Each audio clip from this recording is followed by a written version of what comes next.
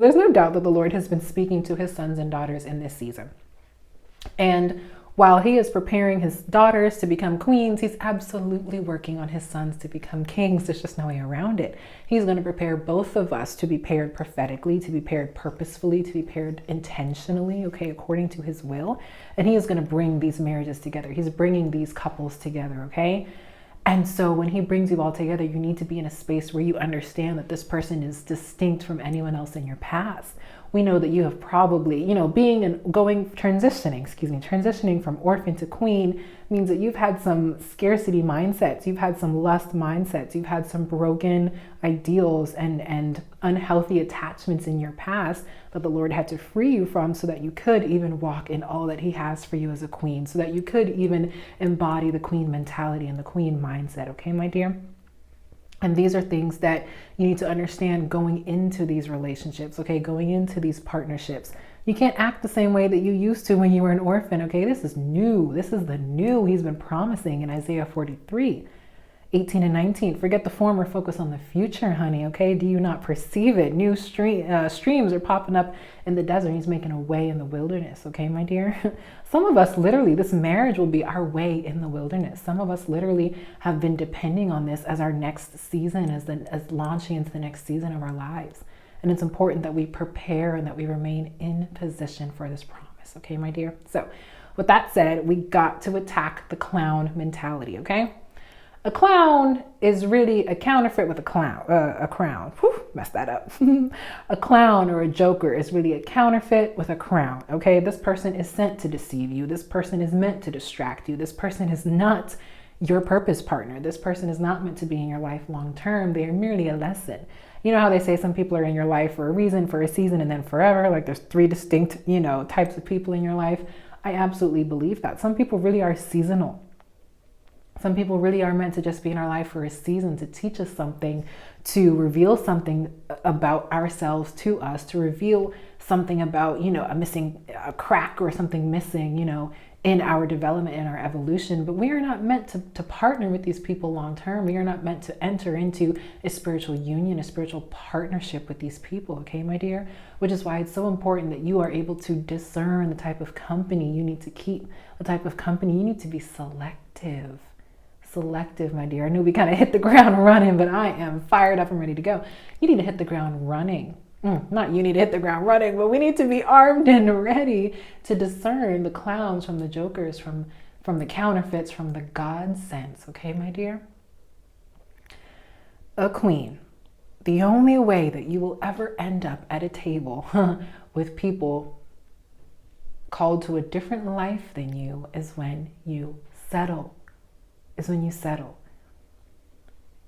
You are royalty. Okay, God's children, we are royalty in the spirit. Like, how do I convey this message to you? Not in a condescending way, not for you to walk around condescending, but for you to understand just how precious you are, how valuable you are in the kingdom, okay? Heaven rejoices when one sheep returns to the 99, okay? The 99, they're fine. They're in a herd, they are huddled up, they are provided for, and they are safe. But the one who dares to be found, the one who returns, the one who realizes I am better off in the hands of my shepherd than anywhere else, heaven rejoices. Heaven rejoices for the one, and that's you, my dear, coming back from that prodigal lifestyle. I see you allowing yourself to be elevated, from orphan to queen. I see you, sis. That is no easy feat, which is why we have to acknowledge that once you are elevated, once you are elevated out of that mindset, you cannot entertain people like that anymore, okay, my dear?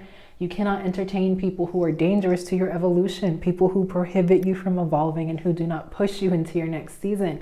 You cannot entertain people who are stuck at the same level year after year. I mean, you go back to the same people, they still in the same place, they still live in the same lifestyle, they're still cutting up, they're still not committed to, they're still lukewarm. You see people, we are called to a life of evolution, not just as queens, as humans, okay? We're constantly changing, evolving. Things are constantly in motion in our lives, in our spirits. And if you are around the same people, or if you're around people who their lives literally look the same in and out of season, they haven't evolved, they haven't changed, they haven't grown, they haven't matured, that person is not on the same evolution as you are. They're not on the same evolution path as you are, my dear. And you need to be able to discern that and say, hey, I can't, my circle doesn't inspire me. I need to be more selective with who I allow into my inner circle, because if you believe this ideology, I am a sum total of the 5 closest people to me.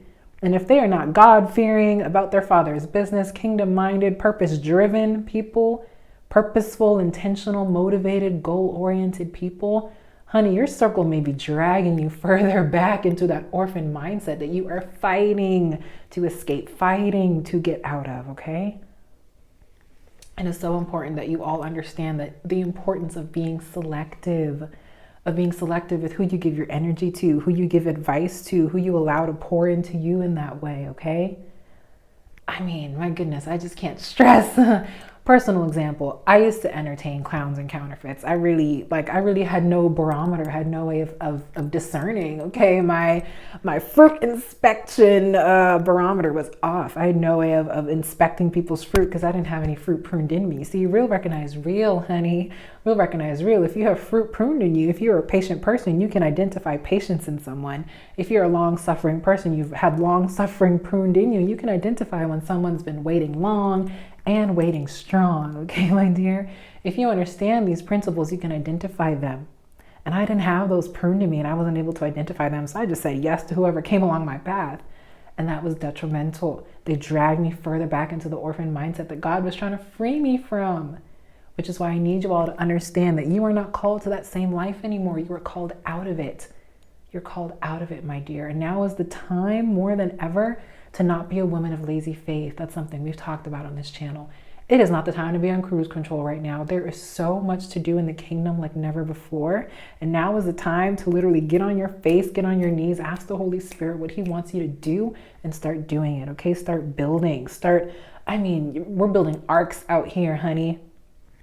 We're building arcs when there was no concept of rain. The Lord is asking us to do things that we have never done before, but that's okay because he's about to shut the ark and the floods are going to come up and the rains are going to come down and you're going to be safe inside 2 by 2, okay? Paired up, booed up, cuffed up, okay? You're going to be with the purpose partner. You're going to be in that career. You're going to be in that new location he's promised you, safe from the flood. But now is the time to step into that, my dear, okay? So that really is like a prelude to like the queen mentality of understanding the importance of not entertaining jokers and clowns, because it's just so detrimental to your evolution in general, okay? The Bible is very clear, crystal clear about the type of company we keep. Proverbs is rife with examples of folly and foolishness and things that fools do and how not to keep the company of fools, okay, my dear? It is so important that you pore over those verses, okay? That you commit them to memory, that you understand just how abhorrent, how much the Lord really hates fools and foolish behavior and ignorant people, okay, my dear? Not to say that he cannot save them, okay? We're not here to condemn, we're here to convict, okay? I'm not here to condemn anyone.